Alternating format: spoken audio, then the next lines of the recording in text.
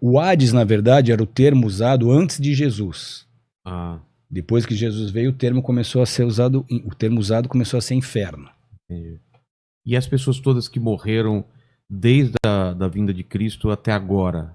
Porque as anteriores foram As salvas. pessoas que morreram desde a vinda de Jesus até agora estão num lugar chamado paraíso. Ah, como é que você me prova isso? Tem 2 ladrões morrendo junto com Jesus na cruz do Calvário. É. Um deles se arrepende e diz: Jesus, se lembra de mim? Se lembra de mim quando você chegar no seu reino? Qual que é a resposta de Jesus? Amanhã mesmo, Ainda hoje, Ainda hoje.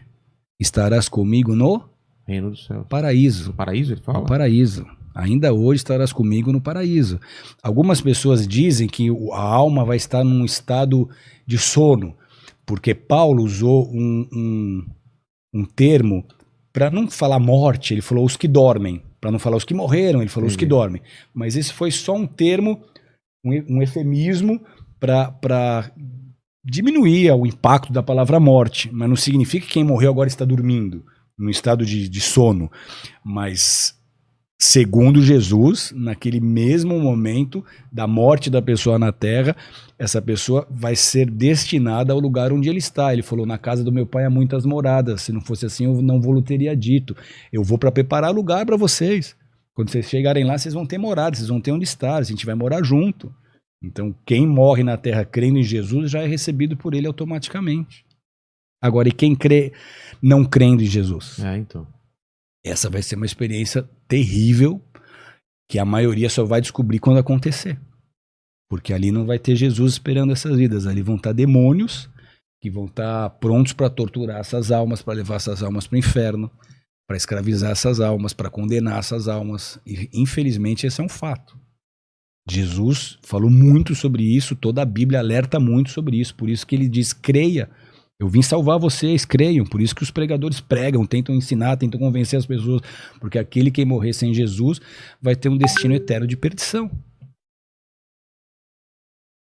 E as outras religiões que têm outras visões que não essa de inferno, céu, mas que a pessoa segue uma doutrina de bem e mal. Todas as religiões da Terra vão ter a sua significância, vão ter Você o seu entendeu, lugar, né? vão ter a sua importância. Tipo, ele não acredita Sim. em Jesus, mas ele tem uma vida boa, ele Entendi. faz o bem. O que você acha? Todas as religiões vão ter o seu lugar, vão ter a sua importância, vão ter o seu impacto. O budismo tem princípios incríveis. Todas as religiões vão ter coisas boas. É. Só que de todos os líderes religiosos, quais dele ressuscitou? Quais entre eles ressuscitou? Se você chega em Meca, o túmulo de Maomé está lá. O túmulo de Buda, o corpo dele está lá. O túmulo de Confúcio, o corpo dele está lá. O túmulo de Allan Kardec, o corpo dele está lá. Os papas todos morreram e os corpos deles estão nos seus túmulos. O único túmulo do mundo que você chega e você encontra uma plaquinha, ele não está aqui porque ele ressuscitou, é o túmulo de Jerusalém, no jardim do túmulo lá em Israel. Lá tem um túmulo vazio, porque ele só ressuscitou. Então quem é o único que merece o meu crédito? Aquele que mostrou que ele tem poder sobre a morte. É ele que eu quero escutar. E se ele diz que sem ele eu não estou salvo, sem ele eu não estou salvo. Porque a salvação não se dá pelas obras. Esse é o grande erro. A religião ensina que você tem que fazer muito para você poder ser salvo. Seja bom, se renuncie, se sacrifique. Você tem uma lista de fazeres para você ser salvo. O evangelho não é uma lista do que se tem que fazer para ser salvo, porque você não tem como ser salvo fazendo. O evangelho significa boa notícia, algum fato histórico que te beneficiou. Então o que é o evangelho? O túmulo está vazio. Você não precisa fazer nada, você só precisa crer. Você, como consequência da sua fé, vai ter boas atitudes, vai ter boas ações, vai procurar amar o próximo, vai procurar fazer a coisa certa. Porém, não é essa obra que te salva, não são as suas ações. Porque elas nunca vão ser suficientes, foi aquilo que eu estava explicando. Por melhor que você tente ser, você sempre vai ser um pecador, você sempre vai ter uma natureza pecaminosa. Então ninguém, por si mesmo, vai alcançar a salvação, só através de Jesus. E não tem outro intermediário. Não tem outra coisa que, como a Igreja Católica, acredita em santo, que acredita em... Os santos todos existiram, são seres humanos, ok? Agora, o que eles podem fazer por você? Inspirar. As histórias deles podem te inspirar, mas eles atendem as tuas orações? Não. São estátuas feitas por mãos de homens. Isso que eu queria perguntar. Veio aqui o Spook, né? E várias pessoas já falaram para mim que acreditam em espíritos. Gente morta que se comunica com a gente. isso são pessoas mortas, são demônios, são espíritos? Segundo as escrituras, Hebreus 9:27, ao homem é dado morrer uma só vez, depois disso o juízo, ou seja, não tem espírito vagueando, vadiando por aí. Vagando, esperando algum julgamento, alguma vagando, vadiando, não tem. Então esse destino ele já é revelado a quem faz essa transição logo que a transição acontece. Porém, demônios, sabendo da fragilidade humana, muitas vezes vão se fazer de pessoas que você já perdeu para você crer na doutrina dele. E como? Então ele sabe o que aconteceu, ele conhece a história do seu avô, então ele vem e fala, pô, meu neto, aconteceu assim, assim, assim, você tá fragilizado, tá quebrantado, pô, meu avô falou comigo. Mas como se a Bíblia diz que depois dessa vida que a pessoa tem na Terra, ela já vai conhecer o seu destino? Mas isso acontecia desde a época de Jesus, já tinham pessoas desde a época de Saul, desde as religiões luciferianas antes do dilúvio. Por que você acha que Deus mandou um dilúvio? Porque desde a queda de Adão, o homem começou a se relacionar com demônios. Você tem lá em Gênesis o registro de anjos se relacionando com mulheres e gerando uma raça. Que são os Nefilins. Os Nefilins. Então você tem todo um contexto antes de dilúvio, pré-dilúvio, em que o homem começou a se abrir para se relacionar com demônios, a se abrir para se relacionar com Lúcifer. Então, quando Deus manda o dilúvio, ele provocou um reset na humanidade. Vou começar de novo, aperto um botão aqui e vou começar com Noé. Os Nefilins Só que a quarta antes ou depois? Vieram antes. Então, aparentemente, tudo estava resolvido. Por que eles são chamados também de gigantes? Porque eles eram gigantes. Eles tinham uma estatura maior. Eles tinham uma estatura maior, eles tinham um organismo diferente do organismo humano. Era um sincretismo de DNA. Meio anjo, meio humano. Exatamente. Então, você tem, na quarta geração pós-Noé, o Nimrod, que é descendente de Cão. Você tem Sem, Jafé e Cão, filhos de Noé. Tá. Cão teve Cush e o neto de Cush é Nimrod. O que Nimrod fez? Nimrod começou a ressuscitar os cultos pré-diluvianos. Nimrod construiu os zigurates, ele começou a se relacionar com demônios de novo. Nimrod construiu a Torre de Babel para ter independência de Deus. A Torre de Babel foi depois do dilúvio. Foi depois do dilúvio? Foi depois do dilúvio.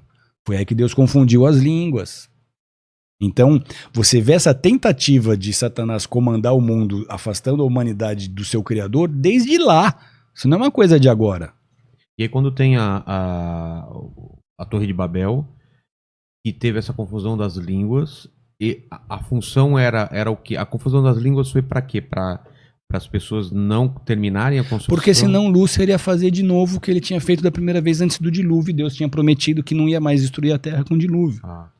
Então ele teve que confundir as línguas, porque senão Nimrod ia conduzir aquela população de novo a um culto luciferiano. Que é o que o mundo está caminhando hoje.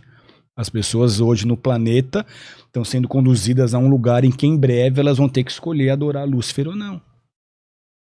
E é possível uma pessoa que não teve acesso à palavra, que mora isolado? Poxa, um índio que nunca ouviu a palavra. Esses serão julgados pelas suas obras, porque do inocente, na verdade, do inocente nada vai ser cobrado. Como uma criança aqui. Exatamente. Entendi. Então, nunca ouvi falar de Jesus. Aí você vai ser julgado pelas suas obras. Entendi.